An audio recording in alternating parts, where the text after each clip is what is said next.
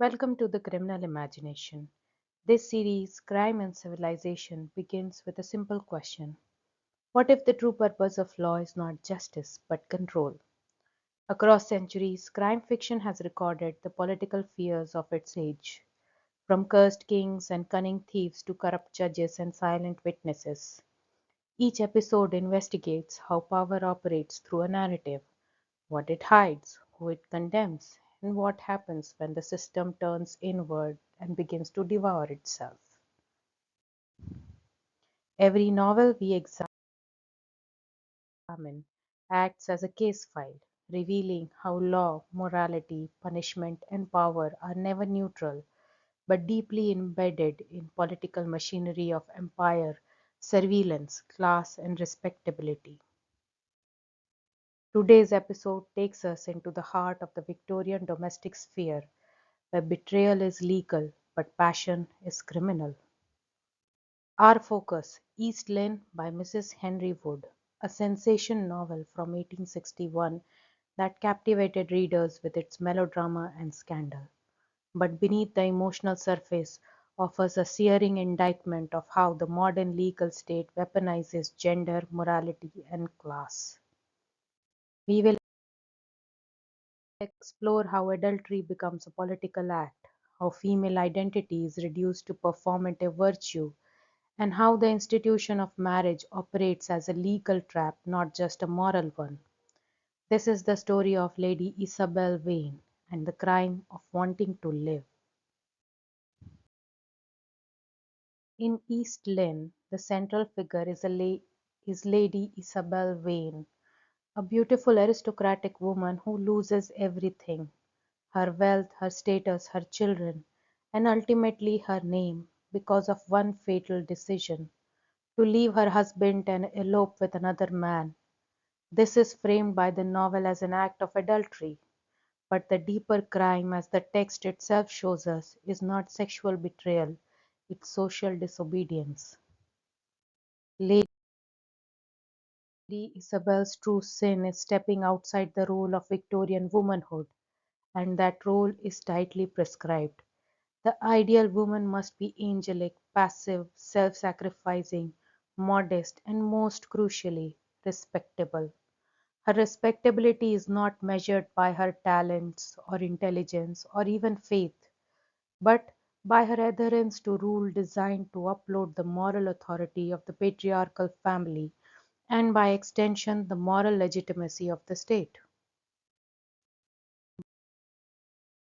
But this moral authority is structurally unequal. Men may transgress and be forgiven. Women may not even desire, let alone act, without risking annihilation. The legal system of Victorian England enforces this inequality. Before the 1857 Matrimonial Causes Act, a man could obtain a divorce on grounds of a wife's adultery. A woman, however, had to prove adultery plus additional abuses such as incest or cruelty. This is not just law, it is the codification of a cultural logic that woman's virtue is cornerstone of social stability. To transgress is not simply to err, it is to threaten the very architecture of civilization. East Lynne is often remembered for its melodramatic plot: the fallen woman returning in disguise as a governess in her former home, the fatal train accident, the secret child, the prolonged suffering, but beneath the sensationalism lies a haunting domestic noir. Lady Isabel's home, East Lynne, is a Gothic trap disguised as a domestic haven.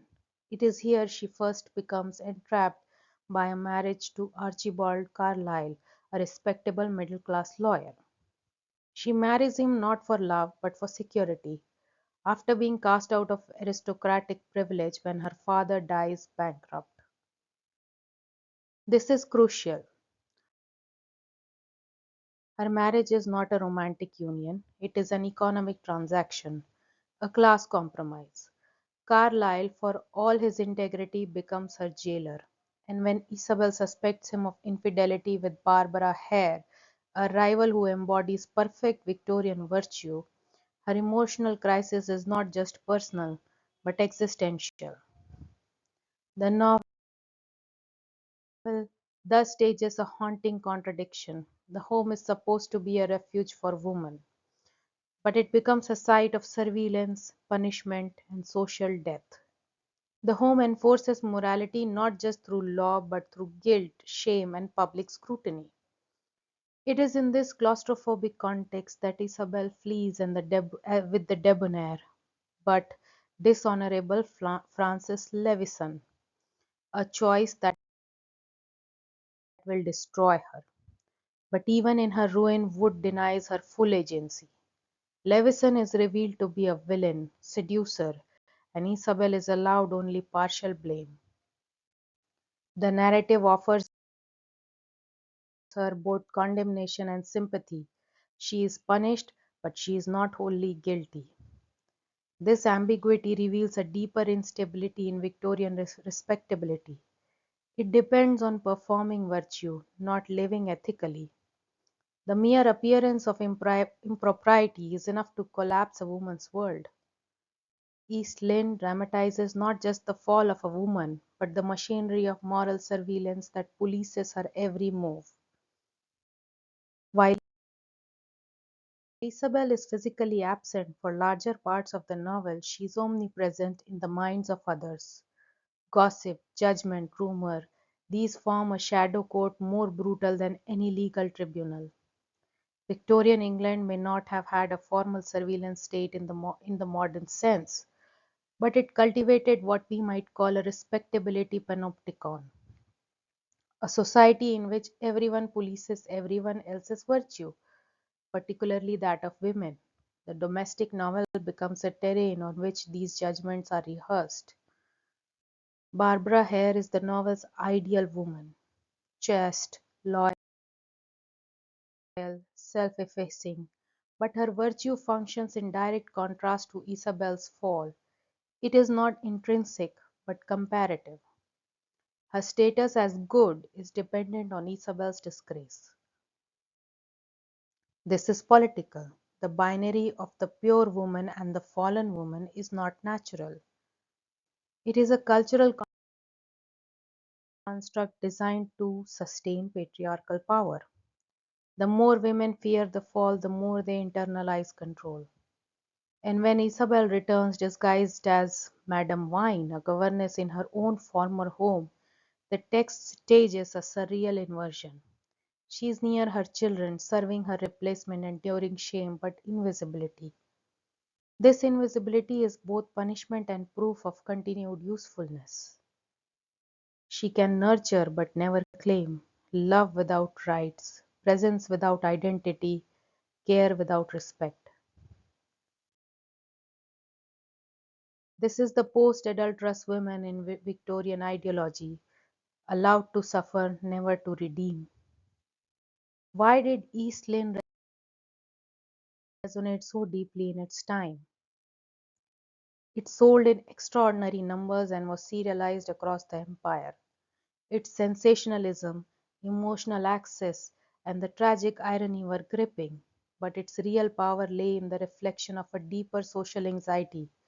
The liberal state was supposed to be a rational order of progress, law, and individual rights, but it depended on deeply irrational gender norms. Sensation fiction as a genre exploded in popularity in the 1860s because it exposed the hidden violence behind domestic normalcy. The haunted house, the secret will, the unspoken scandal, the double identity, these were not just plot devices, they were symbolic of a larger contradiction.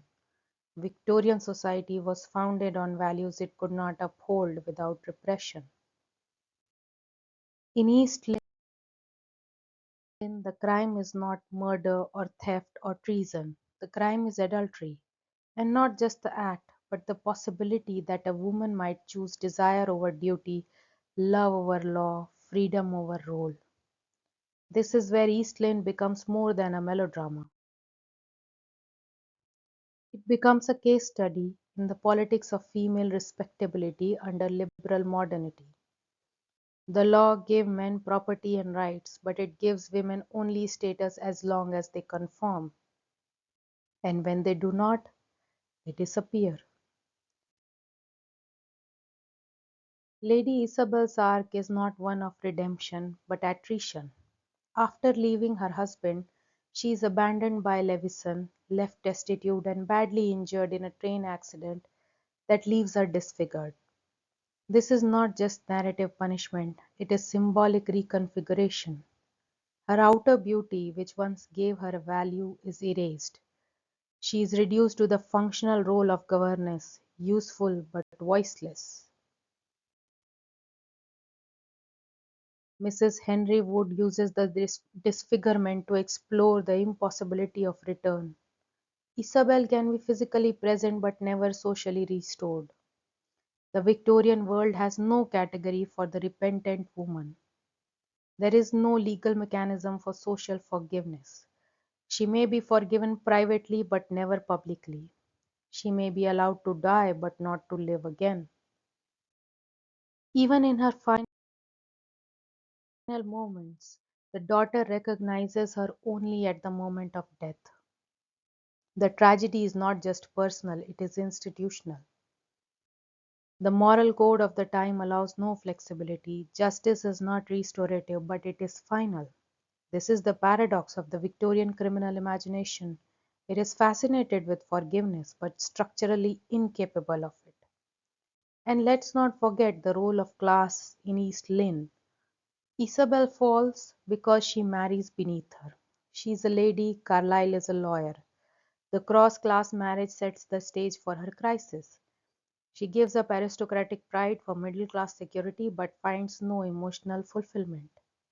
Levison, the man she elopes with, belongs to her own class, but lacks character. The novel thus stages a damning critique of both the declining aristocracy and the morally rigid middle class. Isabel is caught between two failed systems, neither of which allows her to be free. Her choices are illusions: marry for security, flee for passion. Either way, she is punished. Here, East Lynne makes a deeper argument. The liberal modern state offers women no true autonomy, rights without equality, protection without power, choice without agency. The law does not protect women. It punishes them for failing to be ideals it has no intention of supporting. East Lynne remains one of the most powerful artifacts of Victorian literary history, not because it offers moral clarity, but because it reveals the contradictions of a civilization built on the illusion of moral clarity. Isabel Vane's tragedy is not a personal failure, it is a political consequence. She committed no crime in the eyes of a criminal court, but in the eyes of Victorian society, she committed the most unforgivable sin. She refused to be less than human. Her suffering tells us something enduring about the nature of justice, the politics of gender, and the power of fiction to reveal the scaffolding of civilization. It tells us that crime fiction, like East Lynne, is not just about transgression, it's about who gets to define it. In East Lynne, the court of law is silent, but the court of morality is deafening. Behind every fallen woman is a system that never intended to let her rise. And so, here is a question that you must wonder: was Lady Isabel's downfall inevitable, or could she have survived? If not in her time, then maybe in ours. Let us keep reading the case files. Let us keep uncovering the truths beneath the fictions. Thank you for watching Crime and Civilization. And if you found this episode thought provoking, give it a like and share it with someone who has never read East Lynne or who thinks Victorian novels are just about lace and tea. Until next time.